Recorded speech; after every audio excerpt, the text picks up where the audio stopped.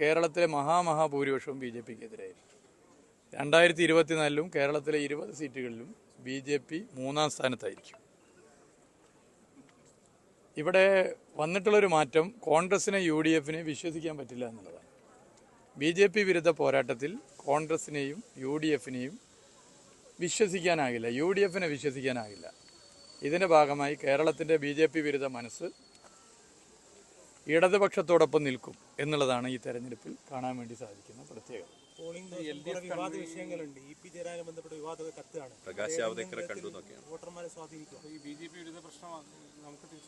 ഒരിക്കലും ആവില്ല. അതൊക്കെ ഇടതുപക്ഷം എന്താണ് എന്നുള്ളത് ജനങ്ങൾക്കറിയാം. ഇടതുപക്ഷത്തിൻ്റെ ശ്വസിക്കുന്ന വായുവിൽ പോലും ബി ജെ പി വിരുദ്ധതയും മതവർഗീയ വിരുദ്ധ നിലപാടുമുണ്ട്, ശ്വസിക്കുന്ന വായുവിൽ പോലും. അപ്പോൾ ശ്വസിക്കുന്ന വായു നിലച്ചാൽ ഇല്ലാതാവും. ബി ജെ പി വിരുദ്ധത അവസാന ശ്വാസം വരെ ഉണ്ടാകുന്ന പ്രസ്ഥാനമാണ് ഇടതുപക്ഷ പ്രസ്ഥാനം. ഇടതുപക്ഷ പ്രസ്ഥാനത്തിൻ്റെ ബി ജെ പി വിരുദ്ധത ഇല്ലാതാക്കാൻ ഇടതുപക്ഷ പ്രസ്ഥാനത്തിൻ്റെ ജീവൻ എടുത്താൽ മാത്രമേ സാധിക്കൂ. അപ്പോൾ അതാണ് ഇടതുപക്ഷ പ്രസ്ഥാനം. അത് ജനങ്ങൾക്കറിയാം, ജനങ്ങളത് നല്ല നിലയിൽ മനസ്സിലാക്കുന്നു.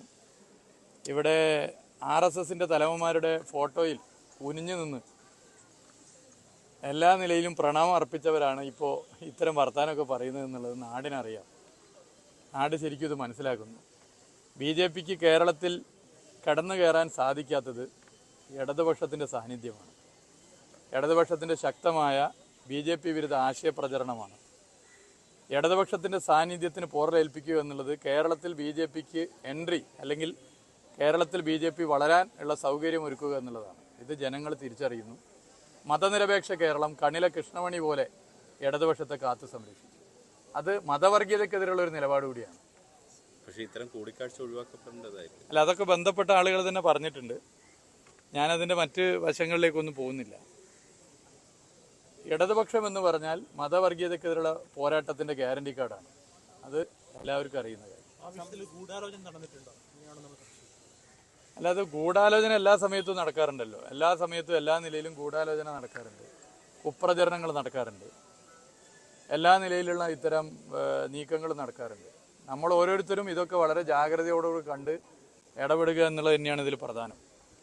ഇടതുപക്ഷ പ്രസ്ഥാനത്തിൽ പ്രവർത്തിക്കുന്നവർ, അത് മന്ത്രി ആയിക്കൊള്ളട്ടെ, ഇടതുപക്ഷ പ്രസ്ഥാനത്തിൻ്റെ ഓരോ സ്ഥാനത്തിരിക്കുന്നവരായിക്കൊള്ളട്ടെ, ഓരോ ചലനവും, അതൊരു ചിരി ആയിക്കോട്ടെ, ഒരു ഹസ്തദാനമായിക്കൊള്ളട്ടെ, ഒരു നോട്ടമായിക്കൊള്ളട്ടെ, ഒരു ആളോടുള്ള പെരുമാറ്റമായിക്കൊള്ളട്ടെ, ഓരോ ചലനവും ജനങ്ങളുടെ ആഗ്രഹത്തിനനുസരിച്ചായിരിക്കണം.